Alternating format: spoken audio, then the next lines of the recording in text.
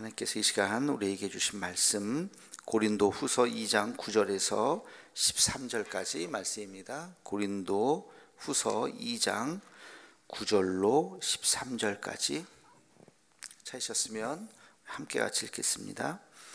너희가 범사에 순종하는지 그 증거를 알고자 하여 내가 이것을 너희에게 썼노라. 너희가 무슨 일에든지 누구를 용서하면 나도 그리하고 내가 만일 용서한 일이 있으면 용서한 그것은 너희를 위하여 그리스도 앞에서 한 것이니 이는 우리가 사탄에게 속지 않게 하려 함이라. 우리는 그 계책을 알지 못하는 바가 아니로라. 내가 그리스도의 복음을 위하여 들어와의 이름에 주 안에서 문이 내게 열렸으되 내가 내 형제 디도를 만나지 못하므로 내 심령이 편하지 못하여 그들을 작별하고 마게도냐로 갔노라. 아멘. 어제에 이어서 고린도 후서 를 쓰면서 성도들에게 그 상황에 대해서 다시 한번 개인의 어떤 상황과 함께 같이 그 바울의 심정을 잘 지금 이야기하고 있는 그런 대목입니다. 고린도 교회에 문제가 있었다 그랬어요. 그 문제를 해결하기 위해서 애썼지만 심지어는 바울이 갔지만 방문을 했는데도 해결되지 못하고 시끄럽게 여기는 사람들에 대해서 이렇게 책망을 하거나 질책을 하거나 치리를 하지 못하고 그대로 헤어지게 되었죠. 그래서 눈물의 편지를 썼고 그 눈물의 편지를 디도가 가지고 가서 전달을 했고 그 편지의 결과가 어떻게 됐는지, 더 심각해졌는지, 이제는 돌이킬 수 없는지, 아니면 극적으로 그 편지를 받아들고 그들이 회개를 했는지 바울이 얼마나 궁금했겠습니까? 근데 그 편지를 가지고, 답장을 가지고 또는 그 답을 가지고 전했던 이 디도가 그 소식을 가지고 이제 바울을 다시 만나는 그런 장면입니다. 그래서 바울을 만나서 바울 선생님, 드디어 그들이 회개를 했습니다. 그렇게 시끄럽게 했었던 일부의 사람들을 아무개 하면서 그들을 치리하기로 했고, 모두가 다 이제 교회에서 다 여러 가지 일들을 통해서 정리를 하기로 그렇게 했습니다. 좋은 기쁜 소식들, 그리고 교회가 또 하나가 되고 다시 새로워졌습니다 하는 소식을 이제 들었죠. 근데 그 상황을 바울이 이제 아까 보니까 디도를 이제 만나지 못해서 이제 막 발을 동동 구리고 있다가 마게도냐까지 마중 나가서 이 디도를 만나서 그 소식을 들었다 하는 이야기를 지금 쓰고 있습니다. 근데 여기서 아주 중요한 얘기를 한 가지 하고 있어요. 교회가 왜 어떤 분쟁, 혼란 또는 싸움에 빠지는가? 뭐 교회가 왜 싸우겠습니까? 그 의견 충돌 때문이겠죠. 이렇게 하자 저렇게 하자. 그리고 서로의 그 의견 충돌을 잘 화합하지 못하고 하나로 만들어내지 못하고 그 과정 속에서 입은 여러 가지 힘겨루기 또는 받은 상처, 서로에 대한 용납하지 못한 마음들, 자존심 이런 것들이 막 섞여져서, 감정들이 섞여져서 결국에는 작은 그 틈이 점점 더 커지는 거죠. 걷잡을 수 없을 만큼. 싸움이라는 게 다 그렇잖아요. 그렇게 부부싸움도 마찬가지고 작은 것으로 시작하다가 서로 해서는 안 될 말들을 막 하고 그러다가 걷잡을 수 없이 커지는 거죠.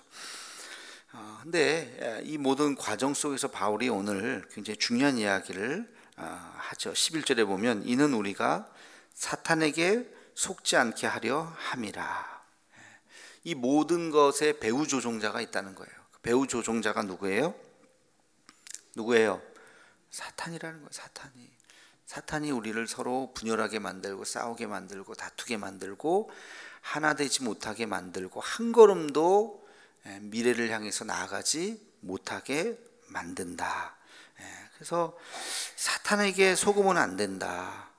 그래서 우리가 그 계책을 그 다음에 뭐라 그래요? 알지 못하는 바가 아니로라. 야, 지금 사탄에게 속고 있구나. 사탄이 지금 우리를 조종하고 있구나 하는 것을 분명히 우리가 알아야 되는데, 알고도 무시하는 건지 아니면 정말 모르는 건지 그 싸움이 그치지 않은 거죠. 어느 교회나 다 마찬가지예요. 그럼 사탄에게 속고 있다는 것을 어떻게 아느냐? 생각하지 못했던 일들을 하는 거, 상식적이지 못했던 일들을 하게 될 때 사탄의 역사다 이렇게 보면 되는 거죠. 우리가 상식적으로 말하고 상식적으로 행동하는 것들이 있잖아요. 그 범위 바깥에 일들을 하게 되면 그 순간 악한 영이 역사하게 되는 것입니다. 뭐 그런 일들은 굉장히 많죠. 분열하고 싸우는 교회들, 뭐 심지어는 가끔 TV에도 막 나오고 교회가 막 싸웁니다. 뭐 하여튼 뭐 예전에 서울교회 우리 뭐 유명했죠. 우리 교단. 지금은 극적으로 해결이 됐습니다. 뭐 서울교회 강남 한복판은 뭐 제가 또 있었던 대치동에 있었기 때문에 제가 너무 잘 아는데, 그 교회가 1층 교회, 2층 교회 계단이 이렇게 연결되어 있잖아요. 계단을 철문으로 막고 바리케이트를 치고 서로 올라오지 못하도록, 내려가지 못하도록 하고, 식당을 다 폐쇄를 하고, 뭐 앉아서 도시락 시켜서 예배 끝나고 거기서 다 바닥에 앉아서 막 도시락 먹고, 이런 장면들이 가감없이 TV에 반영이 됐던 적이 있었어요. 그걸 보면서 우리도 참 어떻게 저런 일이, 일반 사람들도 마찬가지, 서로 1층 교인, 2층 교인, 그러니까 원로 목사파, 현재 목사파로 싸워서 그렇게 서로 오지도 못하게 만들고, 그 들어가는 입구부터 서로 막 싸우고, 이런 비상식적인 일들이 벌어지고 있는, 그게 한 순간인 거예요. 조금만 돌아가서 몇 년 전으로만 돌아가면 아이고 형제님, 아이고 자매님 사랑합니다 끌어안고 있었던 바로 그들이 어떤 일들로 인해서 그렇게 죽일 듯이 정말 그렇게 싸우고 있는 그 한복판, 싸움의 한복판을 어느 날 이렇게 취재를 해서 TV에 보여줬던 적이 있었는데, 뭐 PD 수첩인가 뭐 하여튼 그런 데서 1시간 동안을 그 장면을 왜 싸우고 있는지를, 참 너무 마음이 아프죠. 그 교회에서 안수를 받았던 저의 입장에서는 더더군다나 참 그 아름다운 성전이 그렇게 된다고 하는 게, 이게 비상식적인 것이 어떻게 사탄의 역사구나, 사탄이 저렇게 역사하면 저렇게들 서로들 저렇게 변하는구나 하는 것을 우리가 알 수가 있습니다. 그래서 지금 바울이 그 얘기를 하는 거예요. 고린도 교회야, 내가 있을 때, 내가 처음에 교회를 개척하고 그럴 때 아무개 서로 얼마나 사랑하고 서로 그랬냐, 다 우리가 알지 않느냐. 근데 지금 뭐 하고 있는 짓이냐 하면서 지금 바울이 그 이야기를 하면서 이것은 다 사탄이 배후조종자다, 깨어나야 된다, 이겨내야 된다, 지금 바울이 그 이야기를 하고 있습니다. 자, 그러면서 아까 말씀드렸듯이 이제 디도가 그 편지, 눈물의 편지를 가져가서 해결됐어요. 바울은 아직 몰라요, 해결됐는지 안 됐는지. 자, 그 결과가 어떻게 됐는지, 이제 더 이상 돌이킬 수 없는지 아니면 극적으로 화해를 했는지 기다리고 있었는데, 거기에 보니까 무슨 말이 나오냐면, 이제 바울이 그 드로아에 이제 도착을 했어요. 드로아에 도착을 했는데 전도의 문이 열렸습니다. 근데 거기 보니까 12절에 보면, 드로아, 내가 그리스도의 복음을 위하여 드로아에 이름에 주 안에서 문이 내게 열렸으되. 이 문이라고 하는 것은 전도의 문이에요. 사람들에게 복음을 전할 수 있는 전도의 문이 막 열렸는데, 내가 13절 내 형제 디도를 만나지 못함으로 내 심령이 편하지 못하여 그들을 작별하고 마게도냐로 갔다. 전도의 문이 열렸는데 복음을 옛날 같았으면 열심히, 바울이 얼마나 열심히 전했겠습니까? 야, 여기 사람들이 이렇게 복음을 잘 받아들이다니 하면서 뭐 교회를 세우고 그랬을 텐데, 의외로 13절에 디도를 만나지 못했기 때문에 마음이 불안한 거예요. 심령이 편하지 못해서 전도고 뭐고 지금 할 수가 없었다는 거죠. 그래서 그들과 작별하고 마게도냐로 갔다. 굉장히 지금 바울이 솔직한 이야기를 지금 하고 있는 거예요.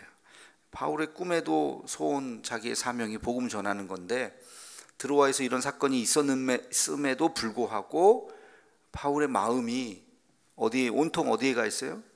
고린도로 가 있었던 거예요. 그러니까 지금 마음 이 상태에서 내가 온전히 복음을 전할 수가 없겠다, 미안합니다 하고 그들과 작별하고 마게도냐로 다시 갔다. 마게도냐는 이제 육로로 성지순례 2차 성지순례 갔다 오신 분은 지도가 조금 펼쳐질 텐데 고린도는 아테네 옆이고요.